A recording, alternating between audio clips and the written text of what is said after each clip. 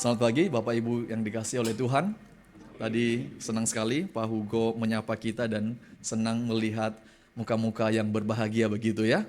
Dan kiranya benar-benar kita berbahagia karena hari ini hari yang khusus Tuhan berikan kepada kita untuk boleh beribadah bersama-sama. Saudara, tadi kita sudah mendoakan akan KKR Natal ya, untuk Natal Patong. Ini besok saya juga mengajak saudara ya, mari kita datang bersama-sama di GRI Andika, kita mau doa bersama-sama. Saudara, ini pelayanan yang membutuhkan tenaga yang besar untuk melayani, tetapi juga membutuhkan anugerah Tuhan, belas kasihan Tuhan, supaya pelayanan ini sungguh-sungguh memberkati daripada seluruh jemaat dan banyak orang benar-benar hadir menikmati ibadah ini. Maka mari datang besok di Andika, kita boleh bersama-sama berdoa, bersama-sama memohonkan supaya pelayanan ini tidak hanya setiap tahun kita kerjakan, tapi sungguh-sungguh menjadi momen bagi anak-anak Tuhan bersuka cita, dan kita doakan banyak orang yang barangkali mengalami keraguan dikuatkan. Mereka yang barangkali belum percaya, mereka boleh menjadi percaya melalui Natal ini. Saudara sekalian, kalau kita perhatikan ya, lagu-lagu kita hari ini berkaitan sangat dekat dengan tema-tema waktu begitu ya. Baik juga dalam bacaan kita tadi bertanggapan masalah waktu dan bijaksana. Dan tidak terasa ya, kita sudah mau masuk minggu Advent pertama minggu depan. Jadi hari ini merupakan minggu, kalau dalam kalender gereja disebut sebagai Eternity Sunday, yaitu minggu eternity yang kemudian menjadi minggu untuk kita merenungkan akan waktu-waktu. Karena minggu depan itu waktu penantian, sebentar lagi Kristus datang. Dan memang semakin hari semakin waktu kemuliaan atau waktu Kristus datang itu semakin dekat. Maka ini menjadi minggu terakhir dalam tahun ini sebelum masuk di dalam minggu Advent. Untuk kita boleh sekali lagi merefleksikan akan seluruh hidup kita berkenaan dengan waktu dan juga berkenaan dengan kehendak Tuhan. Mari saya mengajak kita terlebih dahulu, kita tundukkan kepala, kita masuk di dalam doa. Bapa di sorga, kami bersyukur berterima kasih kepadamu karena Engkaulah pemilik waktu. Engkaulah yang memberikan waktu itu kepada kami. Dan sampai hari ini Tuhan masih memberikan waktu kepada kami. Untuk kami boleh isi, untuk kami boleh pergunakan. Dan kiranya hari ini ya Tuhan, di dalam minggu terakhir sebelum kami masuk minggu-minggu Advent, kami boleh sekali lagi diberkati oleh Tuhan. Untuk kami boleh merenungkan, merefleksikan akan waktu. Biarlah Engkau yang berkenan memberkati kami ya Tuhan. Engkau memberikan firman yang menegur kami. Engkau memberikan firman yang menguatkan kami. Engkau memberikan firman yang menumbuhkan iman kami. Tuhan, kiranya Engkau berbelas kasihan melembutkan hati kami untuk boleh mengerti akan firman-Mu dan memberkati kami di dalam sepanjang hidup kami dalam hari-hari yang Tuhan masih percayakan kepada kami. Terima kasih ya Tuhan, dalam nama Tuhan Yesus kami berdoa, kami bersyukur. Amin. Mari kita membuka dari surat Efesus. Mari kita membuka surat Efesus pasal yang kelima.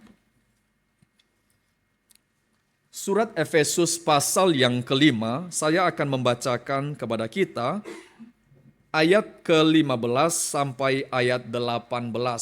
Efesus pasal yang kelima, ayat 15 sampai 18. Demikian firman Tuhan.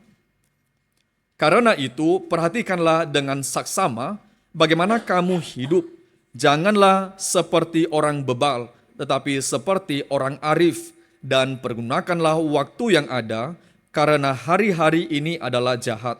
Sebab itu, janganlah kamu bodoh, tetapi usahakanlah supaya kamu mengerti kehendak Tuhan. Dan janganlah kamu mabuk oleh anggur, karena anggur menimbulkan hawa nafsu. Tetapi hendaklah kamu penuh dengan roh. Saya ulangi ayat 16, dan pergunakanlah waktu yang ada, karena hari-hari ini adalah jahat. Saudara, seorang teolog bernama Jonathan Edwards, saya kira ini Bapak Ibu pernah mendengarkan nama ini, seorang teolog yang sangat besar di Amerika, dan satu kali dia menuliskan di dalam banyak resolusi mengenai waktu. Dia mengatakan, biarlah tidak ada satu waktu yang terlewat tanpa dengan semaksimal mungkin dipakai untuk memuliakan Tuhan.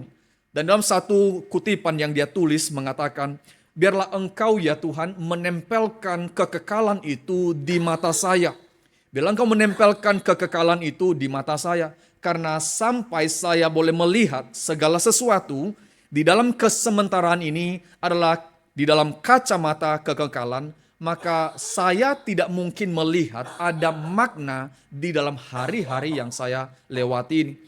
Maka saudara sekalian, kita melihat di dalam kutipan ini bagaimana seorang Jonathan Edwards memikirkan masalah waktu.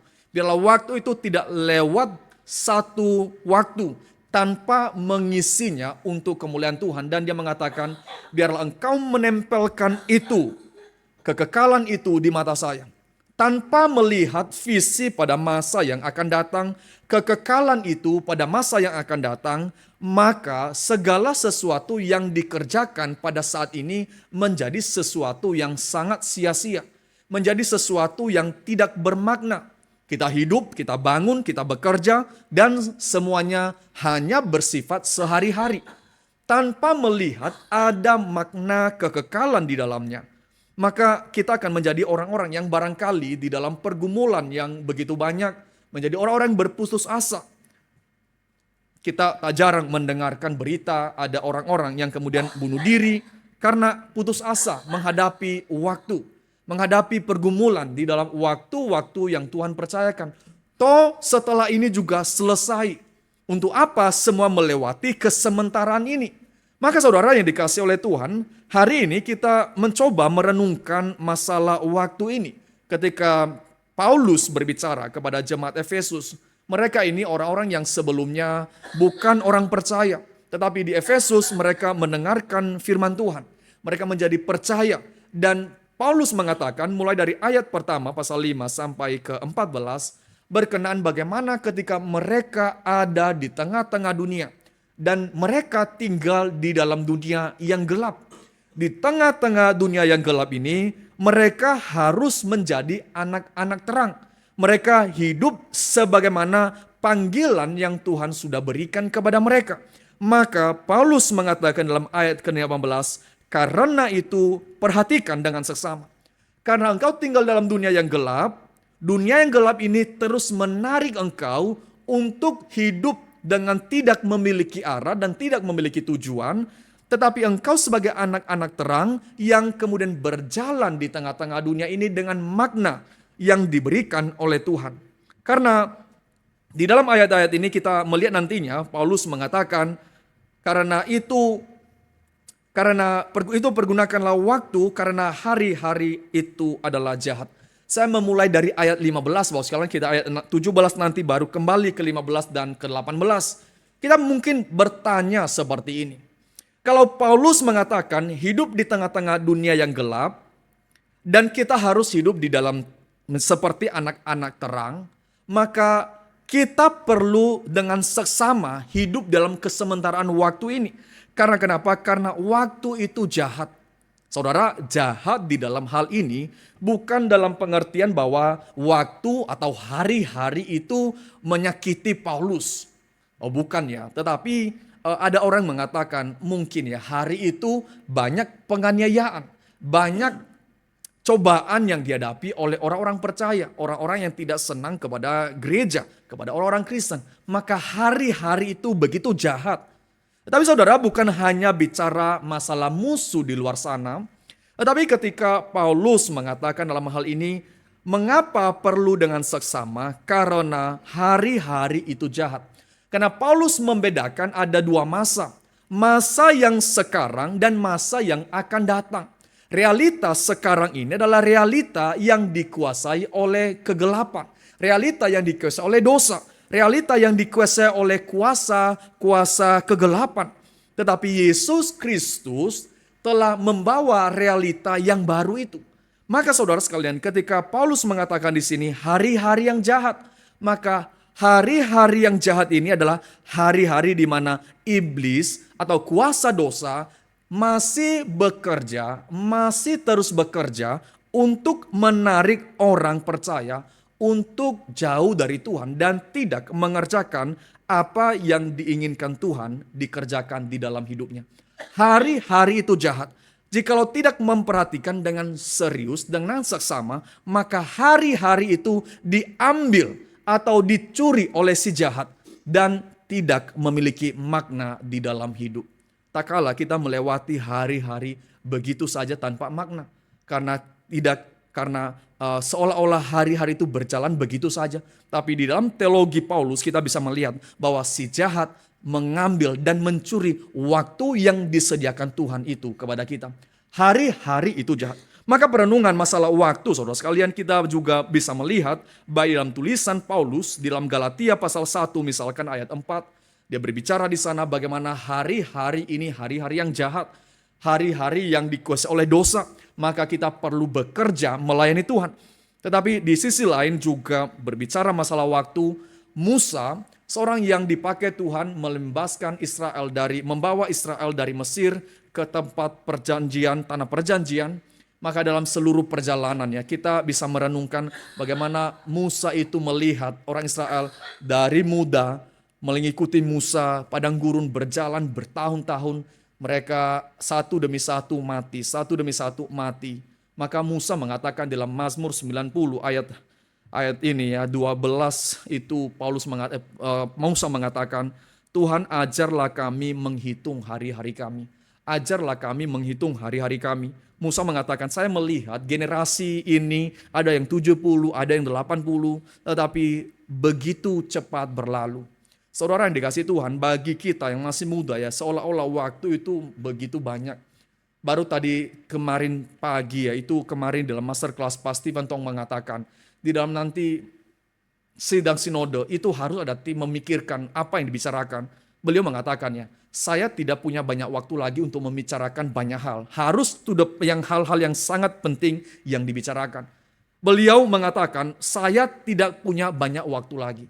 Musa dalam bagian ini mengatakan, Tuhan ajarlah kami menghitung hari-hari kami. Tapi saya kira bahwa sekalian, kalau kita sebenarnya memikirkan dengan serius ya masalah waktu, meskipun sesuatu yang kita tidak ingin renungkan ya masalah waktu yang terus berjalan itu. Tapi bukan hanya orang yang berumur yang memikirkan bahwa waktu itu begitu singkat, begitu pendek seperti Pak Stephen Tong atau seperti Musa yang katakan, Tuhan ajarlah kami menghitung hari-hari kami. Barangkali kita bisa melihat itu ditolong oleh apa yang dibicarakan oleh Agustinus misalkan. Ketika Agustinus membicarakan masalah waktu ya, dia mengatakan waktu itu apa? Ketika di dalam anekdot ya, itu seorang tukang cukur bertanya kepadanya, Bapak Agustinus, waktu itu apa? Dia mengatakan ya, kalau kamu tidak tanya, kalau tidak ada orang menanyakan kepada saya waktu, saya kira saya mengenal itu waktu. Tapi ketika saya ditanya, saya baru tahu, saya tidak tahu apa itu waktu. Merenungkan masalah waktu, sekalian, itu sesuatu yang sangat penting dan saya kira baik orang muda, orang tua, ataupun setiap orang percaya perlu merenungkan itu. Ketika Agustinus melanjutkan mengatakan begini, di mana itu masa lalu? Dia mengatakan masa lalu itu sudah lewat, sudah tidak ada. Tapi bicara masa depan di mana? Ya masa depan belum sampai, belum ada juga. Dia mengatakan masa lalu dan masa depan itu enggak ada. Yang ada apa? Yang sekarang ini. Tapi dia mengatakan, coba perhatikannya. Mengerti yang sekarang itu pun sangat tidak gampang. Kalau saya mengatakan, di mana yang sekarang itu? Sekarang itu yang mana? Sekarang itu yang sekarang atau yang tadi? Perhatikan ya, ini saya tidak mencoba berfilosofi kepada saudara, tapi kalau kita merenungkan masalah sekarang itu yang mana? Sekarang waktu saya mengatakan tadi sekarang atau sekarang ini? Maka Agustinus mengatakan, yang sekarang itu ada sekarang yang tadi. Itu sudah jadi memori. Tetapi sekarang yang sebentar lagi itu sesuatu yang antisipasi yang akan datang. Maka yang sekarang inilah yang kita pikirkan. Karena yang sekarang ini perlu kita manfaatkan dengan sangat baik karena begitu cepat berlalu. Waktu kita mengatakan sekarang, yang mana sekarang itu? Saya ingat sekali ya, itu saya tidak ingat tahun berapa ya, itu ada satu KKR siswa di Kemayoran. Ya, hari itu ya Pak Pendeta Agus Marjanto itu yang khotbah dan ada sebagian anak-anak rame di sana. Biasa anak SMA rame sendiri dan beliau mengatakan, saya mau minta kepada kamu ya, coba ya kembalikan waktu saya yang 30 detik yang lalu. Bingung ya, anak itu dipanggil kan ya. Kalau nggak salah dipanggil ke depan. Coba ya, kamu balikan waktu saya 30 detik yang lalu. Ya gimana caranya 30 detik yang lalu? Ya gimana caranya balikan? Udah lewat. Yang sekarang saja sudah lewat. Waktu bilang saya sekarang, itu sudah lewat. Maka saudara sekalian, kita bisa melihat bagaimana waktu itu begitu cepat lewat. Begitu cepat berlalu. Kalau kemudian tidak dimanfaatkan, dipakai dengan sedemikian rupa, maka jangan salah ya, kita tidak pakai, si jahat pakai. Jangan salah, kita tidak memanfaatkan dengan sangat baik, sementara kita tidak memanfaatkan waktu itu dengan sangat baik, maka iblis sedang mengambil dan memanfaatkan waktu itu demi apa? Ya demi dirinya dan kerajaannya. Maka sekali lagi, di dalam bagian ini ya, Musa mengatakan, Tuhan ajarlah kami Tuhan. Ajarlah kami menghitung hari-hari kami. Di dalam tulisan Yakobus pasal 4 ayat 14, Yakobus berbicara di sana bukan hanya masalah waktu yang sangat singkat, tetapi juga Yakobus berbicara masalah waktu adalah kesempatan. Waktu kalau sudah lewat, mau bagaimanapun gak bisa lagi. Waktu kalau sudah lewat sepersekian detik saja, ya sudah selesai. Yang gak bisa lagi. Saudara mungkin sangat familiar hari ini ya, itu di dalam sel-sel yang besar di internet misalkan, flash sale, berapa jam? 1 jam misalkan. Kalau lewat 1 jam masih ada lagi nggak? Ya nggak ada.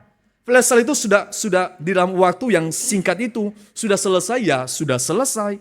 Maka saudara sekalian, kita patut memikirkan masalah waktu ini. Seorang penyair Rusia itu mengatakan ya, manusia ya bisa melawan musuh seperti perang misalkan. Atau melawan wabah misalkan. Bisa melawan itu. Perang bisa perang. Melawan wabah bisa lawan dengan penemuan-penemuan dalam dunia kedokteran. Tapi dia mengatakannya, ada satu hal yang tidak dapat diperangi, masalah waktu. Waktu itu kalau sudah datang ya berjalan. Mau kita suka nggak suka, mau kita siap atau tidak siap, waktu itu terus berjalan. Maka saudara sekalian, Paulus mengatakan dalam bagian ini sekali lagi, dan pergunakanlah waktu itu karena hari-hari itu adalah hari-hari yang jahat. Saudara sekalian, kalau kita kemudian memikirkan masalah waktu, Agustinus mengatakan waktu itu sedikit sekali, cepat berlalu. Dan Mazmur mengatakan, ajarlah kami menghitung karena begitu cepat berlalu. Dan orang dunia mengatakan tidak dapat melawan waktu. Maka saudara sekalian, kalau waktu itu begitu singkat, begitu sedikit dalam kesementaraan, maka kita perlu memikirkan dengan serius. Karena kenapa? Karena bagaimana kita serius terhadap waktu, itu menentukan berapa serius kita itu mengikut Tuhan.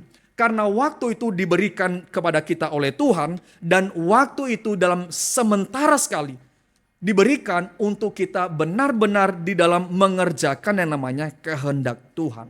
Saudara dikasih Tuhan, di dalam bagian ini kita akan mencoba merenungkan masalah waktu dan kehendak Tuhan. Bagaimana kemudian seluruh kehendak Tuhan dinyatakan di dalam apa? Di dalam ruang dan waktu. Saudara, waktu yang singkat itu, waktu yang sedikit itu menjadi kurang bermakna. Jikalau apa? Jikalau tidak ada tujuan yang dicapai. Jikalau tidak ada tujuan, waktu yang singkat itu menjadi sangat tidak bermutu sama sekali, atau akan dilewati dengan tidak serius. Tetapi ketika ada tujuan yang diberikan, maka kita menghargai waktu itu. Kita memikirkan waktu itu dengan serius. Saudara, kita sebagai orang-orang percaya tidak melewati waktu itu dengan begitu saja. Karena sekali lagi saya mengatakan, waktu itu bukanlah sebuah benda yang dapat ditangkap oleh manusia. Sesuatu yang dapat diciptakan oleh manusia. Tapi waktu atau hari-hari itu adalah sesuatu yang diciptakan oleh Tuhan, yang dimiliki oleh Tuhan, yang diberikan kepada kita untuk kita pertanggungjawabkan kepada Tuhan. Tetapi sekarang kita tahu tanpa ada makna di dalamnya, maka itu sia-sia. Tetapi sekarang ada makna, yaitu ada tujuan untuk mengenal kehendak Tuhan dan mengerjakan kehendak Tuhan itu di dalam hidup kita. Saya ambil contoh sekalian, untuk saudara mungkin memikirkan betapa ini serius ya. Untuk boleh melihat adanya tujuan ini akan menentukan bagaimana kita memilih, bagaimana melangkah. Ketika Paulus mengatakan dalam bagian ini, Perhatikan dengan seksama bagaimana kamu hidup, bagaimana kamu berjalan maksudnya. Bagaimana kamu hidup, berjalan di tengah-tengah dunia ini. Saudara, mungkin ada yang pernah menonton Alice in Wonderland ya. Itu film anak-anak. Mungkin sebagian pernah nonton, mungkin belum pernah nonton. Tapi ya di dalam film itu ada satu bagian ya. Itu Alice itu bertanya begini Bapak sekalian. Alice itu bertanya kepada seekor kucing, saya lupa nama kucingnya apa. Dia bertanya begini, tolong ya saya, tunjukkan kepada saya harus lewat jalan mana. Alice mengatakan, tolong tunjukkan kepada saya mau lewat jalan mana. Tapi kucing itu mengatakan, oh tunggu dulu, sebelum saya menjawab pertanyaan itu, saya mau tanya dulu, kamu mau menuju kemana? Pertanyaanmu itu jawabannya tergantung kamu itu mau menuju kemana. Maka Alice mengatakan, ya saya sih tidak terlalu peduli saya menuju kemana. Maka dilanjutkan oleh kucing itu mengatakan, oh kalau begitu, kalau kamu tidak peduli kamu menuju kemana, ya nggak usah peduli juga kamu mau lewat kiri atau kanan. Karena nggak ada meaningnya kok. Kamu mau tanya, saya mau lewat kemana. Tetapi kamu tidak peduli kemana kamu tuju. Maka nggak peduli juga kamu akan melangkah kiri atau kanan. Karena sama saja. Karena kamu tujuan kemana juga kamu tidak peduli. Maka saudara sekalian, kalau kita melihat di dalam contoh ini ya, tanpa ada tujuan yang jelas, tanpa ada tujuan, maka kita tidak terlalu mempedulikan bagaimana kita melangkah. Tetapi saudara sekalian, Paulus mengatakan ya, pergunakan waktu itu untuk mengenal kehendak Tuhan, mengenal kehendak Tuhan. Nah, ini menjadi satu tujuan yang begitu penting yang diberikan Tuhan kepada kita untuk mempergunakan waktu-waktu yang ada itu. Mengenal kehendak Tuhan. Waktu itu ada untuk kita boleh pergunakan di dalam relasi dengan Tuhan.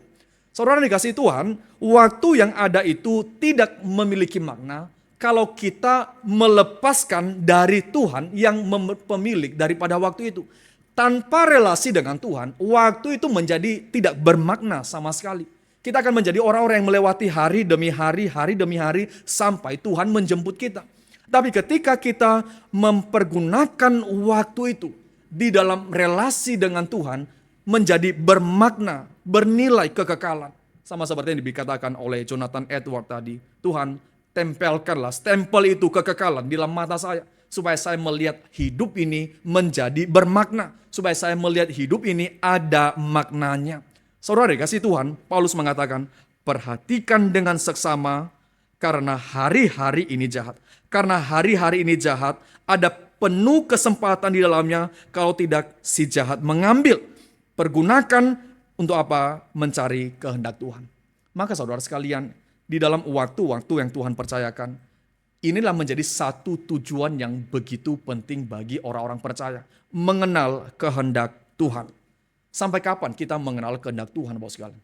Sampai kita mati, Bapak sekalian. Sampai kita mati, kita perlu terus mencari namanya kehendak Tuhan. Di dalam kehidupan kita. Gak ada satu masa, saya sudah mengerti semuanya. Saya sudah mengerti, perfect saya mengerti. Oh tidak, Bapak sekalian. Semakin hari, semakin kita boleh ditumbuhkan di dalam mengenal Dia.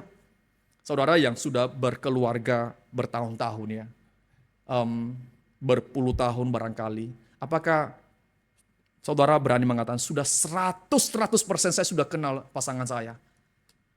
Saya tidak tahu dengan Bapak Ibu yang sudah menikah lama ya, tetapi dalam tulisan seorang yang ahli di dalam relasi pernikahan dan segala macam, dia mengatakan nggak ada loh, sampai mereka tua ada hal-hal yang baru akan dikenali. Maka saudara sekalian, ketika kita berbicara berkenaan dengan mencari kehendak Tuhan di dalam kesementaraan waktu ini, pertama-tama kita harus melihat bahwa mencari kehendak Tuhan itu membutuhkan waktu yang panjang sampai kita bertemu dengan Tuhan. Adalah masa dan waktu yang kita butuhkan untuk terus mencari kehendak Tuhan di dalam kehidupan kita. Tapi di sisi lain, Bapak, sekarang kita bisa melihat juga ketika kita mengatakan mencari kehendak Tuhan itu di mana sih? Kehendak Tuhan itu di mana?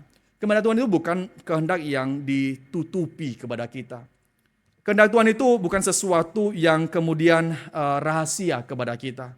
Oh tidak, sekalian. Memang ada sesuatu yang kita tidak ketahui. Yaitu apa? Yaitu sesuatu yang Tuhan telah rencanakan di dalam kekekalan.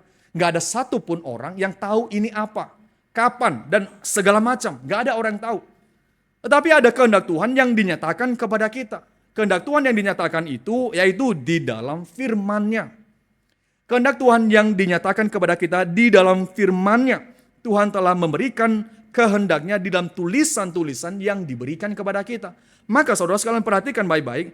Jikalau di dalam kesementaraan waktu ini, Tuhan memberikan firman-Nya kepada kita yang menjadi kehendaknya kepada kita. Bukankah itu sesuatu yang sangat indah, sangat luar biasa sebenarnya untuk kita renungkan bahwa ternyata di dalam kesementaraan waktu ini Tuhan boleh menyatakan kehendaknya bagi saya untuk saya boleh jalankan di dalam kehidupan yang sementara saja.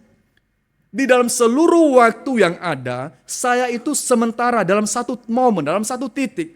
Tetapi di dalam satu momen dan satu titik itu, Tuhan membiarkan saya untuk boleh menjalankan rencananya, kehendaknya di dalam ruang dan waktu. Di dalam ruang dan waktu di mana saudara dan saya ada dan berada di tengah-tengah dunia ini. Saudara perhatikan baik-baik, ini sesuatu yang saya kira adalah sesuatu yang memberikan dorongan besar kepada kita dan memberikan hati yang memuji-muji Tuhan. Jikalau dalam seluruh waktu yang ada, saya hanya satu kecil, tetapi saya boleh ada untuk boleh menggenapkan rencana dan kehendak Tuhan di dalam momen yang kecil ini. Betapa itu sesuatu yang besar, Bapak Saudara. Sesuatu yang indah. Di dalam seluruh rencana Allah yang begitu besar, kita ada satu titik. Satu titik itu memang tidak terlalu penting kelihatannya. Tetapi Tuhan membiarkan kita untuk boleh menggenapi, mengerjakan kehendaknya dalam kesementaraan waktu itu. Maka saudara sekalian, merenungkan masalah waktu dan kehendak Tuhan ini adalah sesuatu yang kemudian membawa kita untuk lebih bergairah. Untuk lebih bergairah mencari kehendak Tuhan. Karena kehendak Tuhan itu sudah diberikan di dalam Alkitab kepada kita. Bahkan sesuatu yang cukup keras Paulus katakan dalam bagian ini. Ketika Paulus membandingkan kehidupan yang memperhatikan bagaimana hidup di dalam waktu, mempergunakan waktu itu dan dikaitkan dengan bijaksana dan kebodohan. Saudara yang dikasihi Tuhan, Paulus mengatakan orang yang bijak itu, orang yang arif itu adalah orang yang mencari kehendak Tuhan. Di dalam kesementaraan waktu, dia mencari kehendak Tuhan, keinginan Tuhan dalam sementara waktu. Tetapi orang bodoh adalah orang yang mempergunakan waktu itu dengan sembarangan, dengan sesuka hatinya dia, dengan keegoisannya. Ini orang pintar, ini orang bijak, ini orang bodoh. Yang satu mengenali kehendak Tuhan, mencari kehendak Tuhan, yang satu memperjuangkan kehendaknya.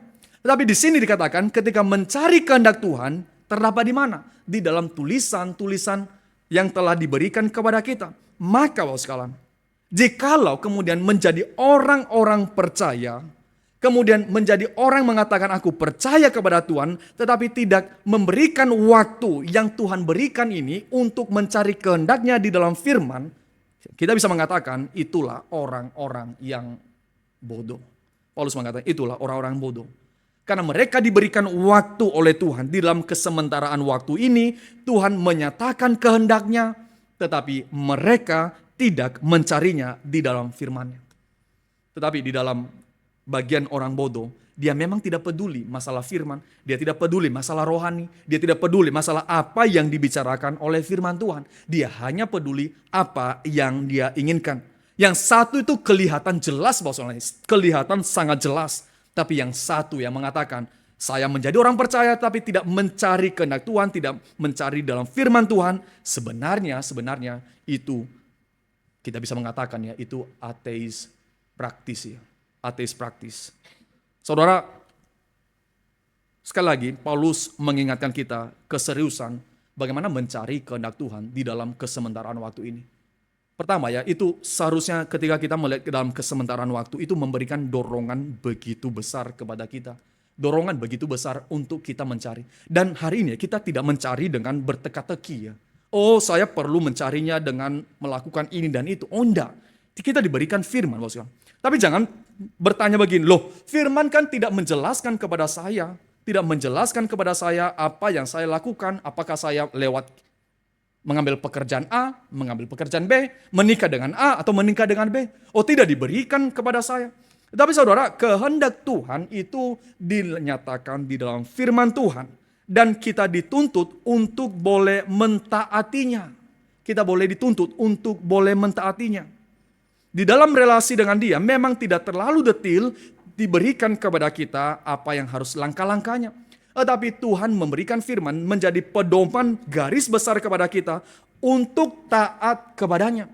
Kalau saya melangkah A, melangkah B, ini bukan apakah Alkitab katakan atau tidak. Tetapi apakah dengan melakukan ini saya itu kemudian menyatakan akan takut akan Tuhan dan cinta kepada Tuhan. Apakah ini sesuatu yang menyatakan ketaatan saya kepada Tuhan? Saudara yang dikasihi Tuhan, kalau kita kemudian mengatakan saya tidak pernah menemukan kehendak Tuhan dalam Alkitab, di mana saya bekerja, tapi memang Bapak sekalian, tetapi Tuhan memberikan akan prinsip-prinsip dasar, prinsip-prinsip yang utama kepada kita, bagaimana kita berjalan di dalam kekudusan, berjalan di dalam kebenaran, dan melangkah dengan penuh ketaatan. Saudara yang dikasihi oleh Tuhan, kita boleh tadi ya Pak Hugo baik sekali menggunakan istilah punya handphone baru, dicas terus tetapi tidak pernah digunakan. Itu apa gunanya? Tapi saya mau nambahkan begini Bapak sekalian, kalau saudara pergi di sebuah tempat, saudara diberikan map yang bagus, diberikan GPS yang sangat-sangat bagus, sangat-sangat terupdate lah GPS itu. Tapi saudara, ketika GPS itu diberikan kepada kita, tetapi kita tidak pernah menggunakan GPS itu, apa yang terjadi? Kita berjalan, memang berjalan sih, kita berjalan dan kita berjalan dalam kecapean yang luar biasa karena kita tidak tahu menuju kemana. Sudah diberikan GPS, sudah ada GPS loh, itu sangat terupdate, tapi tidak pernah dipergunakan. Maka menuju kemana? Menuju kebinasaan. Saya ambil contoh sekalian, itu beberapa waktu lalu saya ada kesempatan humas ya. Itu pertama saya humas di dalam gang-gang ya. Itu sudah sore hari, sudah mau hujan. Dan saya tidak tahu jalan. Saya menuju ke sana pakai GPS Bapak sekalian. Dan kemudian di daerah Simo gunung atau apa, di daerah ada kuburan-kuburan dekat sana gitu. Dan kemudian saya udah gelap-gelap, saya masih pakai GPS itu lewat kuburan. Saya, ini benaran jalan atau tidak. Tapi saya terus jalan Bapak sekalian. Sampai menuju gerejanya. Saya buru-buru humas dan kasih informasi. Dan kemudian tiba-tiba ya, itu hujan lebatnya luar biasa, gelap gulita. Nah saya tidak tahu jalan Bapak sekalian. Maka saya tanya sama pendeta itu, saya lewat mana ya? Saya mau ke jembatan Banyu Urip. Saya kalau sudah sampai situ saya sudah tahu jalan. Dia mengatakan, lurus, belok kiri, belok kanan, lurus lagi. Oh oke. Saya kira-kira hafal kalau gitu ya. Ternyata Bapak sekalian, ketika di dalam gang itu sekitar 1 meter lebih lah, itu udah gelap luar biasa, udah air udah tinggi Bapak sekalian. Saya keliling-keliling Bapak sekalian, keliling-keliling. Saya jalan Bapak sekalian. Saya mencoba membuka GPS, nggak bisa, hujan. Saya bukan nggak punya, saya punya tapi nggak bisa buka karena hujan deras sekali. Sampai saya berhenti ke rumah orang dan kemudian basah-basah saya buka. Oh kiri kanan lurus, oke. Tapi saudara perhatikan ya, saya bisa keluar dari kompleks itu membutuhkan 20 menit kira-kira ya. Saya tadinya masuk dari Banyu Urip itu, tapi saya keluar di daerah Mall Ciputra sana ada jauh lah gitu. Saya pikir-pikir, kok bisanya saya keluar masuk di sini, keluarnya di sana jauh sekali. Tapi saudara perhatikan ya, saya jalan nggak? Saya jalan. Saya itu berkeliling putar-putar dalam gang-gang luar biasa. Kenapa? Saya tidak tahu jalan. Saya memang menginginkan sana, tapi saya tidak bisa menggunakan GPS yang ada karena hujan. Itu saya kira contoh yang simple yang kita bisa pikirkan ya. Bagaimana ketika kita hidup di tengah-tengah dunia ini di dalam kesementaraan waktu yang memepet kita. Tanpa ada arahan yang jelas, tanpa ada guidance yang Tuhan berikan ya. Yang kita pakai, kita akan berjalan, ya tetap berjalan sih. Tapi penuh dengan kecapean dan penuh dengan kekhawatiran. Saya dalam waktu itu ya, saya beberapa kali lewat, ini masuk kuburan lagi, saya mundur lagi. Itu ada sedikit rasa takut dalam hati saya. Ini saya bisa keluar apa tidak?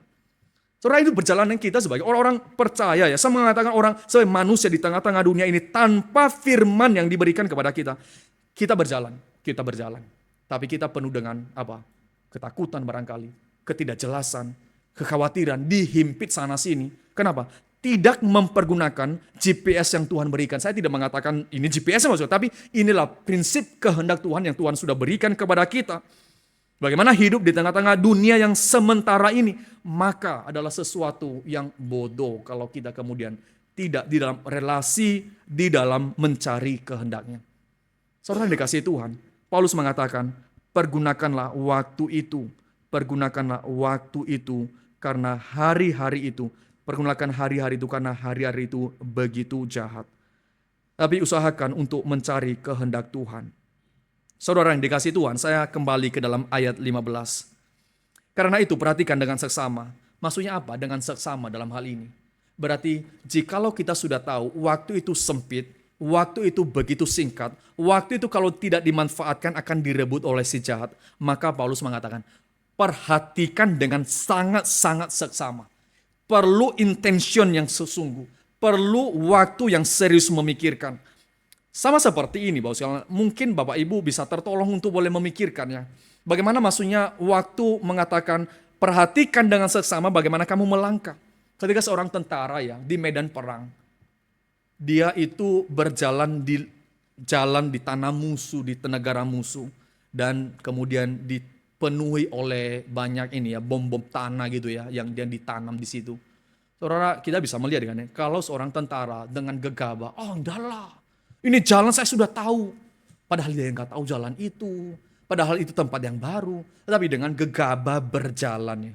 Apa terjadi ya? Mungkin gambaran kecil dalam film-film ya, kita tahu, oh tiba-tiba dia berjalan meledak di sana dan menghancurkan dirinya dan menghancurkan orang lain juga barangkali. Karena kenapa? Karena dia tidak memperhatikan dengan seksama bagaimana dia hidup. Itu kalimat Paulus di sini. Seolah di depan itu ada banyak bom yang siap meledak kalau kita itu salah melangkah. Maka Paulus mengatakan, perhatikan dengan seksama. Perhatikan dengan sangat-sangat seksama.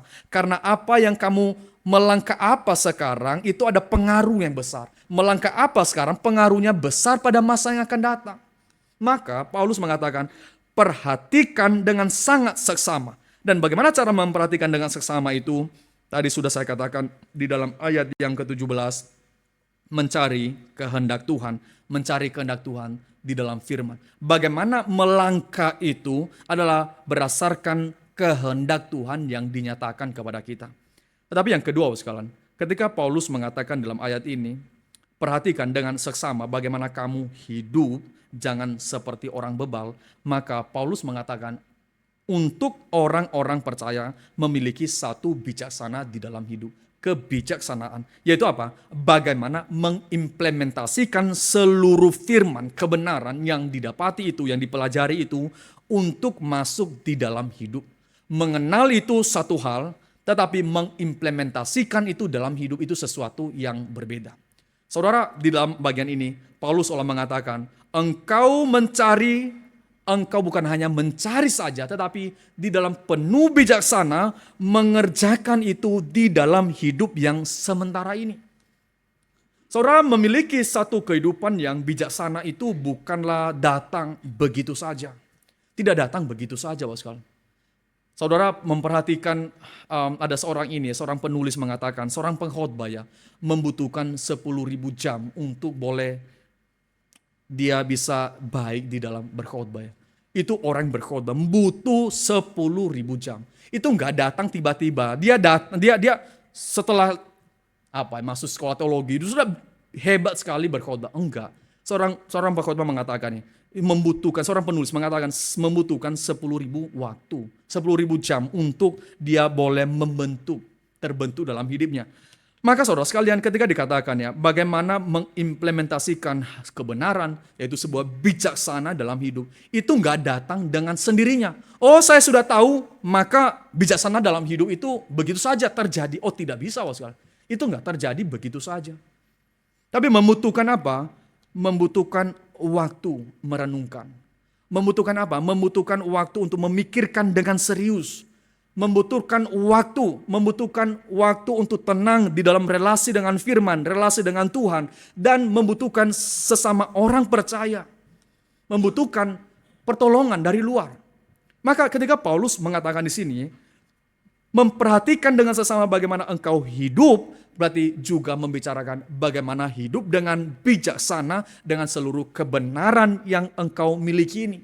Maka saudara sekalian, kita perlu mengimplementasikan kebenaran itu. Barangkali sesuatu yang gagal awal-awal. Mungkin sulit, mungkin susah. Tetapi ketika kita membiasakan, membentuk hidup kita di dalam mengikuti apa yang diinginkan oleh Tuhan, itu akan membawa dampak besar dalam kehidupan kita. Saya selalu senang mengambil ilustrasi ini ya. Seorang pianis itu, awal-awal ya dia belajar piano, itu dia begitu sadar sekali, do di sini, jempol di sini, kelingking di sini. Kalau pakai nada ini, kalau tekan nada ini harus nada pakai kelingking. Kalau jempol itu terlalu keras. Itu saudara kalau lihat di buku piano itu kadang-kadang ditulis 3, 5, 1. Awal-awal saya pikir ini apa sih? Kok 3, 5, 2, 1 apa artinya? Tapi guru mengatakan ini maksudnya kamu pakai jari kelingking kalau ditulis angka 5. Kenapa? Loh saya bisa pakai telunjuk kok. Oh iya, kamu bisa. Tetapi kalau kamu mainkan pakai telunjuk, itu suaranya berbeda. Awal-awal saudara sekalian, itu luar biasa susahnya ya. Harus perhati, tadi saya sudah biasa telunjuk, sekarang harus kelingking. Itu perlu kepekaan, perlu melatih diri waktu yang panjang. Dan tak kalah kita melihat pianis-pianis itu jago-jago ya. Oh, kok dia bisa begini-begini ya? Kalau saudara menonton Lang-Lang ya, luar biasa sekarang. Nggak ada lagi partitur di depannya dan dia bisa memainkan, melantunkan lagu itu dengan begitu baik. Tapi tolong tanya ya, dia menghabiskan waktu berapa banyak? Dia waktu belajar itu umur berapa? Dia menghabiskan waktu setiap hari berapa? Mungkin 5 sampai 6 jam, mungkin sampai 7 jam sehari. Mulai kapan? Mulai umur sangat kecil sekali, umur 4, umur 5 tahun mereka sudah belajar. Gampang dan di awal? Ya nggak gampang sih. Tapi kadang-kadang ironisnya kita bisa memperjuangkan itu dalam hidup kita ya. Ketika menjadi pianis atau ketika mengerjakan sesuatu, enggak apa-apa, berjuang. Tapi ya masalah mengerjakan kehendak Tuhan ya. Masalah mengerjakan apa yang Tuhan inginkan dalam kehidupan kita ya. Kadang-kadang kita seperti anak kecil mengatakan, tunggu dululah, excuse-nya itu terlalu banyak. Oh, kelingkingku ada kukunya luka, saya nggak bisa pegang touch piano. Hari ini saya itu tadi jatuh di jalan, maka kaki saya bengkak, saya tidak bisa pegang piano. Apa urusannya? Tapi kita bisa mengatakan, maksudnya ada terlalu banyak alasan bagi kita untuk tidak memperjuangkan bagaimana kebenaran itu menjadi sesuatu yang dapat kita hidupi. Kita tahu secara teori, kita tahu itu, tetapi hanya sebagai teori. Tapi Paulus mengatakan di sini ya, perhatikan dengan sesama bagaimana kamu berjalan. Perhatikan dengan sesama bagaimana kamu berjalan, yaitu juga dalam bijaksana mengimplementasikan seluruh kebenaran sebagai sesuatu yang hidup di tengah-tengah dunia ini. Saudara, saya kira ini bukan sesuatu yang gampang bagi kita.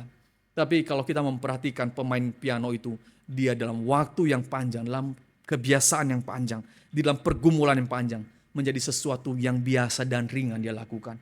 Maka sekali lagi saya mengatakan di sini, Bapak sekalian, bijaksana itu bukanlah sesuatu yang datang kepada kita dan dapat kita kerjakan dengan datang begitu saja tanpa perjuangan. Bijaksana membutuhkan waktu. Bijaksana membutuhkan kebenaran firman. Bijaksana dalam hidup membutuhkan waktu merenungkan, memberikan pikiran, memberikan waktu, memberikan ruang yang panjang untuk menggumulkan itu di dalam hidup. Sampai kita boleh terbiasa di dalam menjalankan apa yang Tuhan kehendaki kepada kita. Saudara, saya tambahkan dalam ayat 15, Paulus mengatakan, ayat 16, dan pergunakanlah waktu yang ada, karena hari-hari ini adalah jahat. Ketika bagian ini Paulus mengatakan, tebuslah waktu. Satu istilah yang sering kita dengarkan ya, tebus waktu. Maksudnya apa sekarang? Tebus waktu dalam pengertian manfaatkan segala waktu yang sementara ini yang Tuhan berikan kepadamu menjadi bermakna ketika engkau mengerjakannya di dalam mengisi dengan penuh kehendak Tuhan. Pergunakanlah, manfaatkanlah dengan semaksimal mungkin. Pergunakanlah dengan semaksimal mungkin. Pakailah untuk kehendak Tuhan. Seperti yang Jonathan Edwards katakan, biarlah tidak ada satu momen terlewat tanpa mengisinya dengan apa yang berkaitan dengan kekekalan. Saudara yang dikasihi Tuhan, Di dalam bagian ini ketika kita mengatakan tebuslah waktu itu berarti membutuhkan sebuah konsekuensi yang besar. Menebus waktu, mempergunakan waktu dengan baik itu membutuhkan konsekuensi yang serius dan perlu kita doakan sungguh-sungguh di hadapan Tuhan. Karena ketika dikatakan pergunakan atau tebuslah waktu yang biasa berjalan seperti ini. Ketika kita tebus untuk mencari kehendak Tuhan, mengerjakan yang bernilai kekekalan. Berarti ada sesuatu yang kita tidak pegang. Atau ada sesuatu yang kita tidak ambil. Yaitu apa? Ya barangkali Bapak sekalian.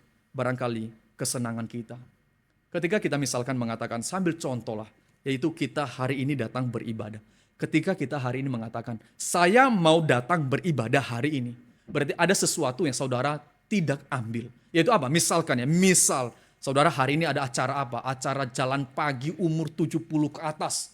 Waduh, saya tidak dapat, saya harus berjalan. Ini sekali setahun terjadinya. Tapi saudara memilih untuk kemudian datang beribadah. Itu berarti apa? Ada nilai yang dibayarkan, ada harga yang dibayar. Maka ketika dikatakan menebus waktu, mempergunakan waktu, berarti ada sesuatu yang dikorbankan. Demi untuk mengisi waktu ini menjadi bermakna. Karena ketika kita memilih A, berarti ada yang lain yang kita tidak pilih. Maka ketika hari ini saudara dan saya memikirkan waktu yang begitu singkat, waktu yang begitu tidak banyak ini, waktu yang tidak pakai kalau akan dipakai oleh si jahat, maka kita memikirkan bagaimana mengerjakan kehendak Tuhan hari ini, berarti ada sesuatu yang kita korbankan. Mungkin itu kesenangan kita. Mungkin itu sesuatu yang sudah terbiasa kita lakukan. Tetapi ada sesuatu yang harga yang harus kita bayar. Di dalam hal ini, setiap orang berbeda-beda. Setiap orang membayar harga yang berbeda-beda ketika mau mengejar untuk mengerjakan kehendak Tuhan di dalam kesementaraan waktu ini. Oh, tapi entah apapun itu saudara sekalian. Tapi mungkin itu sesuatu yang menyenangkan, mengikat kita. Kita perlu mengatakan kepada Tuhan, Tuhan saya mau dalam kesementaraan waktu ini, saya mau mengerjakan yang menjadi kehendak-Mu di dalam kehidupan saya. Hidup cuma hanya satu kali. Bagi orang tidak percaya Tuhan, ya karena cuma satu kali. Saya menikmati begitu saja. Tapi bagi orang percaya, cuma satu kali, justru karena satu kali, saya memperjuangkan untuk melatih diri saya, mempergunakan segala kekuatan saya untuk mencari kehendak Tuhan. Saya ambil kembali contoh yang tadi pagi saya pakai juga dan minggu lalu saya pakai di Graham. Ketika orang main bola ya, itu di dalam injury time. Injury time itu biasanya ada yang 3 menit, ada yang 5 menit. Saudara kasih Tuhan ya. Ketika dikatakan ada lambangnya 5 menit injury time. Apakah orang yang bermain itu dalam posisi yang kalah misalkan ya. Dia mengatakan, ya cuma 5 menit, ya sudahlah kita gak usah bermain lagi. Wong cuma 5 menit kok, biasanya kita main 45 menit, sekarang 5 menit. Mau ngapain? Lari ke sana saja sudah 30 detik, lari ke sana sudah 30 detik, semuanya sudah 1 menit, tinggal 4 menit. Maka ya sudahlah tinggal 5 menit kok. Tapi kita tidak melihat itu kan. Kalau ada pemain yang melakukan itu ya, itu pelatih itu jengkel luar biasa dan mungkin dia tidak dipakai lagi di dalam permainan next time gitu. Tapi kita lihat ya, di dalam injury time itu meskipun hanya 5 menit, meskipun hanya 2 menit ya, orang akan berlomba mati-matian. Dia akan bekerja luar biasa. Justru karena tinggal 2 menit, justru karena tinggal 5 menit ini, saya berjuang. Siapa tahu ketika saya menerima bola itu gol dan imbang. Maka saudara sekalian, kita bisa melihat ya, bagaimana orang-orang yang melihat waktu itu akan menentukan bagaimana perjuangan mereka pada waktu yang limit yang terbatas itu. Maka saudara sekalian dikatakan di sini ya, pergunakan waktu, tebuslah waktu, berarti justru dalam waktu yang sementara yang sangat sedikit ini, maka kita berjuang sedemikian rupa untuk boleh menebus meskipun itu akan menghilangkan waktu-waktu yang kemudian barangkali menyenangkan hati kita atau sesuatu yang hanya sekedar untuk diri kita. Saudara yang dikasihi Tuhan, hari ini kalau kita memperhatikan bagaimana manusia mempergunakan waktu ya. Sebuah penelitian mengatakan rata-rata manusia itu menghabiskan 3 jam di layar setiap hari. 3 jam, saya tidak bicara orang yang kerja di depan laptop ya. Itu pasti lebih dari 3 jam. Tapi orang biasa yang tidak bekerja sedemikian itu rata-rata 3 jam setiap hari. Nampaknya sedikit ya Bapak sekalian. Tapi dikatakan ya, coba hitung ya, dalam setahun berarti berapa? Itu berarti 45 hari. Lebih sebulan Bapak sekalian, lebih sebulan. Di dalam 1 tahun. Saudara, di dalam waktu-waktu itu ya, kita hari ini begitu cepat terbuai untuk waktu itu begitu cepat lewat. Kadang-kadang saya sendiri mengalami, Bapak sekalian. Kadang-kadang istri saya mengatakan, ayo kerjain ini. Saya bilang, tunggu ya, 5 menit, kasih saya waktu 5 menit. Ternyata waktu 5 menit itu nggak terasa Bapak sekalian. Saya cuma scroll begini, oh udah 5 menit, ayo kita berangkat. Itu waktu cepat sekali. Tapi justru ya, karena waktu itu begitu cepat, dan waktu itu justru berharga Bapak sekalian. Kita memperjuangkan itu. Maka kembali ke dalam bagian pertama ya, dalam bagian pertama. Ketika Paulus mengatakan, perhatikan dengan sesama bagaimana hidup, karena waktu hari-hari itu sangat jahat, maka kita perlu mencari kehendak Tuhan. Pertama, mencari di dalam firman-Nya. Kedua, mengimplementasikan di dalam hidup. Tapi yang ketiga, jangan lupa Paulus menambahkan, karena tanpa ini akan menjadi sebuah kesia-siaan. Karena akan membawa sebuah keputusasaan kepada kita. Dalam ayat 18, dan janganlah kamu mabuk oleh anggur, karena anggur menimbulkan hawa nafsu. Tetapi hendaklah kamu penuh dengan roh. Hendaklah kamu penuh dengan roh. Paulus menutup ayat ini dengan mengatakan, memang kamu memperjuangkan mencari kehendak Tuhan dalam waktu yang sementara ini. Memang kamu berjuang mengimplementasikan seluruh kebenaran itu dalam hidupmu. Menjadi sebuah bijaksana dalam hidup. Itu baik. Tetapi jangan lupa, kamu perlu dikuasai oleh Roh Kudus. Karena tanpa dikuasai, dikontrol oleh Roh Kudus, dipenuhi oleh Roh Kudus, kita tidak mampu mengerjakan apapun. Maka kita melihat bagian ini menjadi sesuatu yang menyadarkan kita bahwa setiap hari kita akan berjuang dengan tangan kita, berjuang dengan kaki kita, berjuang dengan pikiran kita untuk bagaimana hidup menggenapkan kehendak Tuhan di dalam waktu yang sementara ini. Tetapi di sisi lain kita harus meminta belas kasihan dan pertolongan Tuhan untuk Dia benar-benar menguasai kita. Kalau tidak, kita sampai dalam satu titik tertentu, kita akan menjadi mundur, atau kita akan menjadi berputus asa, atau kita menjadi suam-suam kuku di tengah jalan, karena tidak dipenuhi oleh Roh Kudus. Maka bagian ini memberikan sebuah kesadaran kepada setiap kita. Tidak ada waktu di mana kita tidak meminta dengan sangat serius, dengan kerendahan hati Tuhan. Biarlah hari ini tidak lewat begitu saja. Saya berjuang dengan tangan dan kaki saya, dengan pikiran saya, tanpa ada Roh Kudus yang akan menyertai dan menguasai saya. Kalau tidak, saya akan menyelesaikan waktu ini dan saya akan mendapatkan kelelahan yang luar biasa karena tidak ada makna sama sekali. Tetapi Paulus mengatakan, biarlah Roh Kudus Tuhan menguasai kamu. Bukan seperti kemabukan oleh anggur yang kemudian membawa kamu tidak dapat mengontrol dirimu. Tetapi biarlah Roh Kudus mengontrol kamu. Biarlah firman mengontrol kamu, menguasai kamu. Dan boleh menjadi orang-orang yang mengerjakan kehendak Tuhan di dalam sepanjang hidup kita. Saudara yang dikasihi Tuhan, barangkali kita melihat ada slide ini ya, yang dipakai untuk memberikan judul tema kita hari ini. Di situ ada pasir ini kan ya, jam pasir ya, hourglass itu.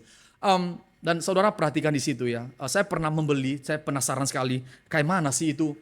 Saya beli untuk saya, dan saya perhatikan, saudara itu pasir yang turun ya, itu kelihatan sedikit sekali. Kok kayak enggak, kalau tidak sungguh-sungguh diperhatikan ya, itu ya nggak kelihatan sih, nggak kelihatan sekali. Tapi percayalah, ada pasir yang jatuh. Dan ada pasir yang jatuh, dan pasir yang di atas itu dalam waktu tertentu akan habis. Tapi saudara yang dikasih oleh Tuhan, kita barangkali tahu mungkin pasir itu kecil jatuh. Dan di dalam jam pasir itu kita tahu bahwa ada pasir yang akan jatuh, dan kita tahu kapan selesai.